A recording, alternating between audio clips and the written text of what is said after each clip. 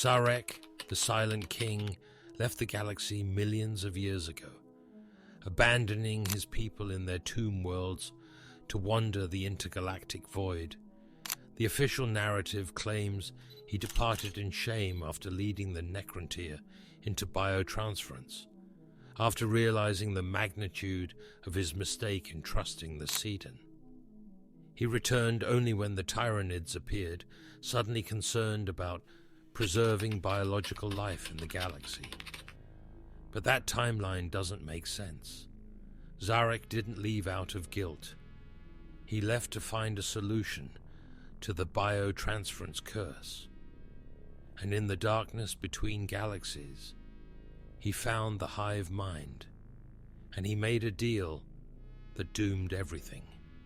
The Silent King's exile lasted 60 million years. 60 million years of wandering the void, searching for answers to reverse what the Satan had done to his people. The Necrons had achieved immortality but lost everything that made existence worth living. No sensation, no taste, no ability to reproduce or create new life. Just eternal existence in metal bodies, watching the universe age while they remained frozen in their greatest mistake. Szarekh left to find a way to reclaim flesh, to restore what biotransference had stolen. And in the great darkness between galaxies, he encountered something vast and ancient and hungry. The Tyranids weren't coming from another galaxy. They were already there, waiting in the void, and Szarekh made contact. Think about what the Silent King needed. He couldn't reverse biotransference through Necron technology alone. The Satan had corrupted the process, erasing the biological templates and binding Necron consciousness to necrodermis in ways even the greatest cryptex couldn't undo. He needed biological knowledge beyond anything the galaxy possessed, understanding of genetics and consciousness, transference and organic engineering at a level that surpassed even the old ones. The Hive Mind possesses exactly that knowledge. It absorbs and integrates biological information from thousands of species across multiple galaxies. It understands organic life at the deepest possible level, because it is organic life, billions of organisms unified into a single consciousness. If anything in the universe could solve biotransference, it would be the Hive Mind. So Szarekh negotiated. He approached the Tyranids not as an enemy but as a supplicant, offering something the Hive Mind wanted, in exchange for the biological expertise, to restore the Necrons to flesh. And the Hive Mind accepted, because the Tyranids don't just consume biomass. They consume information, genetic templates, evolutionary advantages. What could the Necrons offer that would interest a hive consciousness that had already devoured countless galaxies? The answer is obvious once you see it.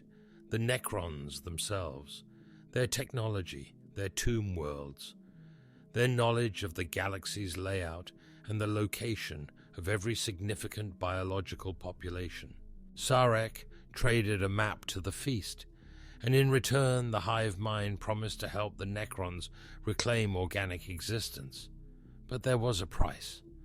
The Tyranids would come to collect what they were owed, and when they arrived, they would consume everything. The timeline supports this perfectly. Szarekh returned to the galaxy around the same time the first Tyranid hive fleets began appearing in Imperial space. Not coincidence, not random timing. He came back because the Tyranids were coming, and he knew it because he summoned them. The deal specified that the Hive Mind would follow Szarekh back to the galaxy, that it would bring its fleets and its genetic engineering capabilities to fulfill its end of the bargain. But the Tyranids don't honor agreements the way Szarekh understood them. They don't help, they consume.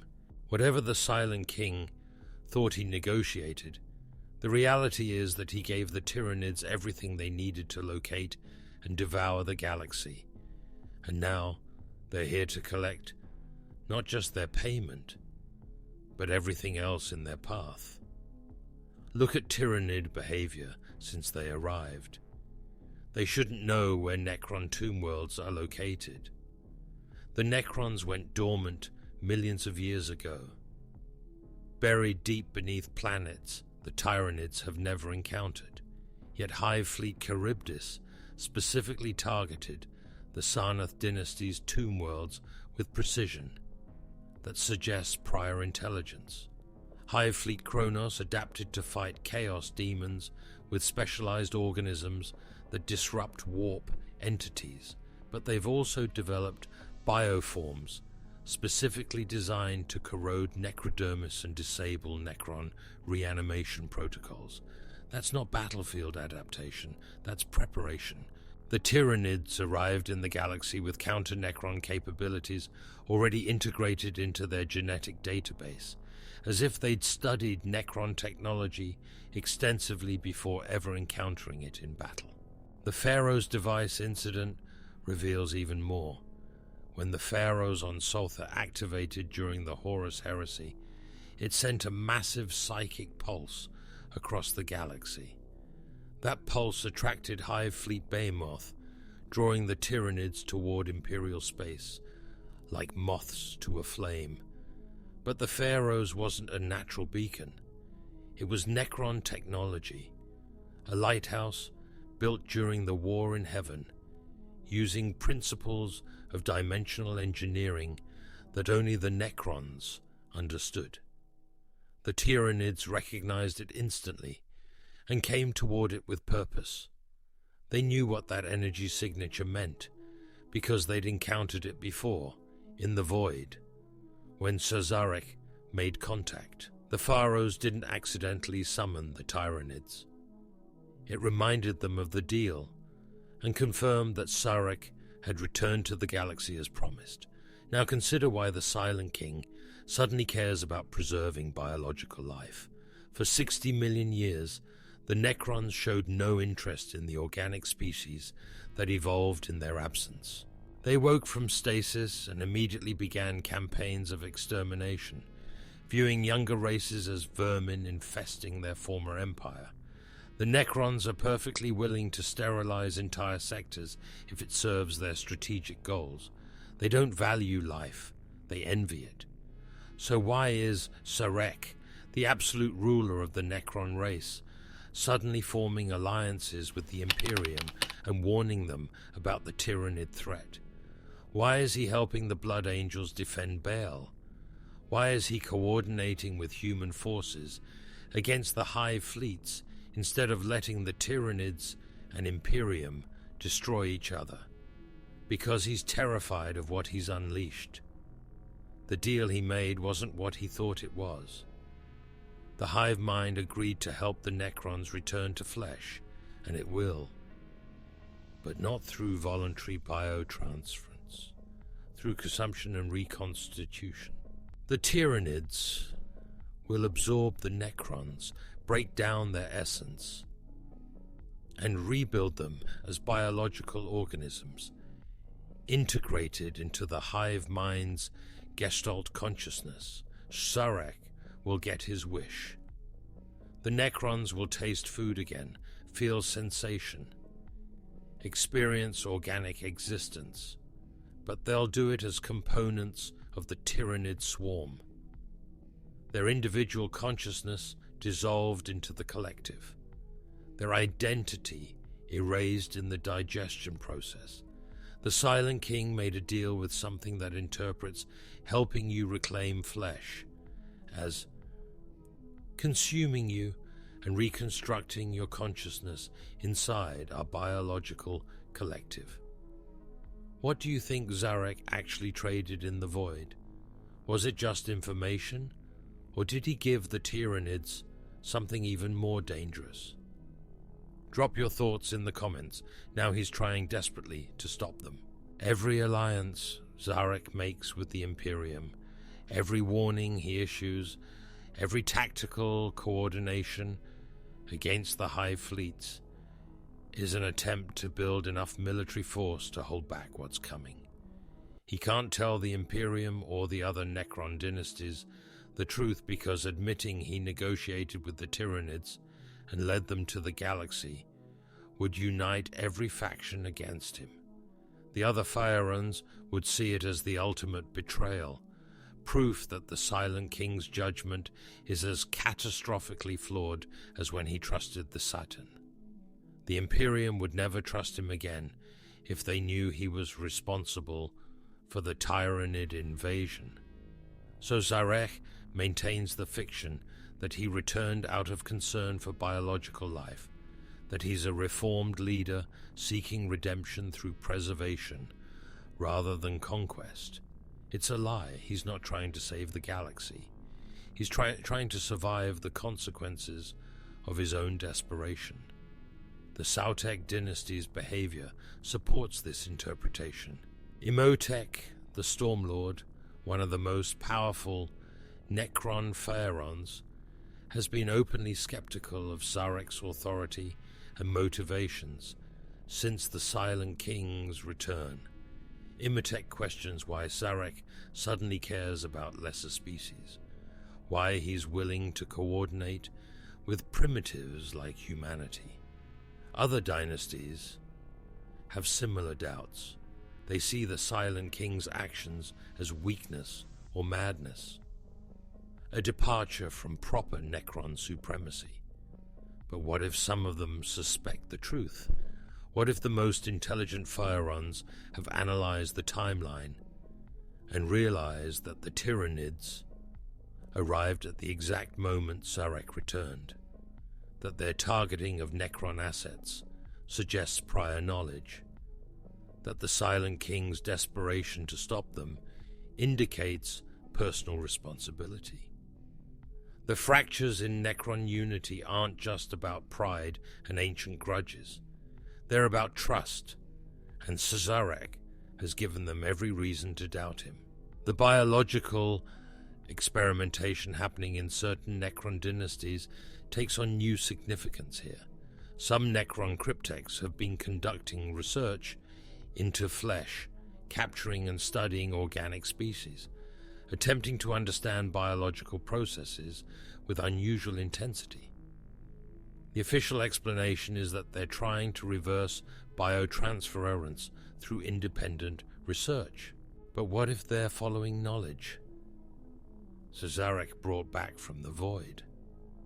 What if the Silent King returned with partial information from the Hive Mind, fragments of genetic engineering techniques that the Tyranids shared as proof they could deliver on their promise? Those cryptechs aren't developing solutions. They're trying to recreate Tyranid biotechnology without understanding its true purpose, following a blueprint designed to prepare the Necrons for consumption. The tomb worlds themselves have become targets in ways that make no sense from a normal strategic perspective. Tyranids consume biomass, but they're also attacking and occupying planets with no biological life, worlds where Necrons sleep in stasis beneath the surface. Traditional Tyranid doctrine focuses on rich biological environments where they can harvest genetic material and raw nutrients. Dead worlds with metallic constructs buried underground offer nothing valuable to a hive fleet seeking sustenance.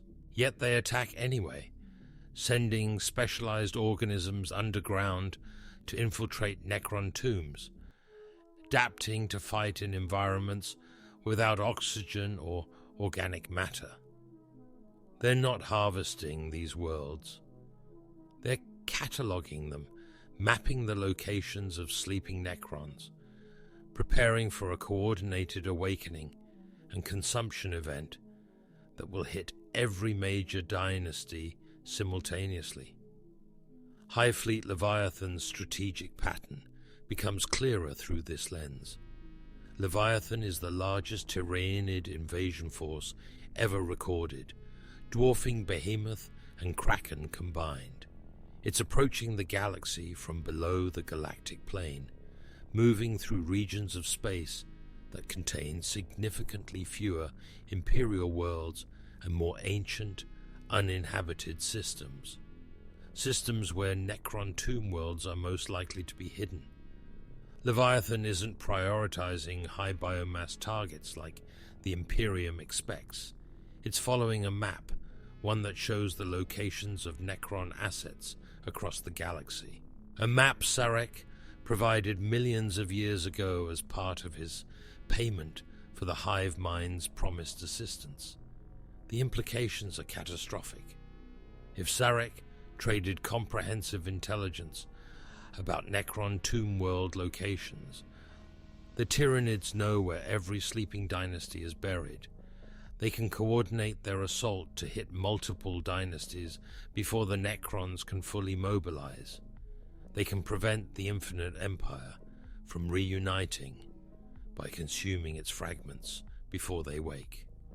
And they can do all this while simultaneously harvesting the biological species in the galaxy, using the Imperium and other organic factions as sustenance to fuel their campaign against the Necrons.